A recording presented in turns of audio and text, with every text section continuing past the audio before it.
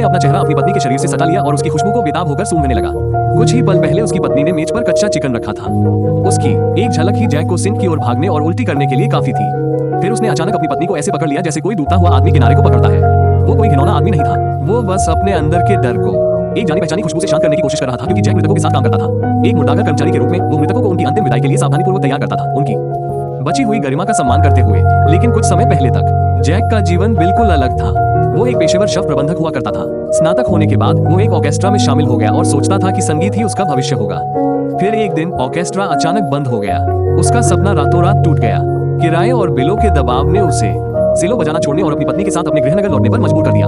हर दिन जैक अनगिनत नौकरी के विज्ञापनों को देखता रहता था, लेकिन संगीत से उसके पास कोई खास हुनर नहीं था। तभी एक अजीब विज्ञापन ने उसका ध्यान खींचा।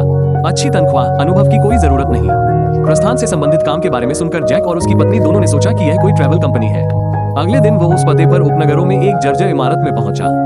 वो जगह अजीब तरह से खाली लग रही थी। वहां केवल एक कर्मचारी काम करता था और कोने में 3 ताबूत चुपचाप दीवार के सहारे रखे थे। जैक को तुरंत ठंड लग गई। वो लगभग मुड़कर चला ही गया था। तभी बॉस अंदर आया।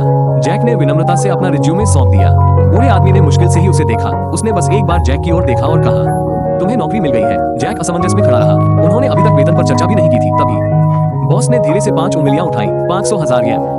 जैक जम गया। तभी उसने आखिरकार पूछा कि असल में काम क्या है। तभी उसे सच्चाई पता चली। यह कोई ट्रैवल एजेंसी नहीं थी। काम था शवों को दफनाने के लिए तैयार करना। जैक के चेहरे पर तुरंत घृणा के भाव आ गए। पता चला कि सचिव ने गलती से विज्ञापन में कुछ शब्द छोड़ दिए थे, जिसकी वजह से जैक यहाँ आया था।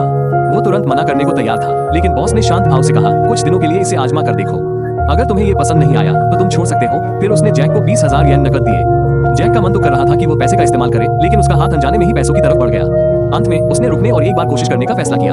उसे अभी यह एहसास नहीं था कि यह अजीबोगरीब काम जीवन और मृत्यु के बारे में उसकी समझ को पूरी तरह बदल देगा।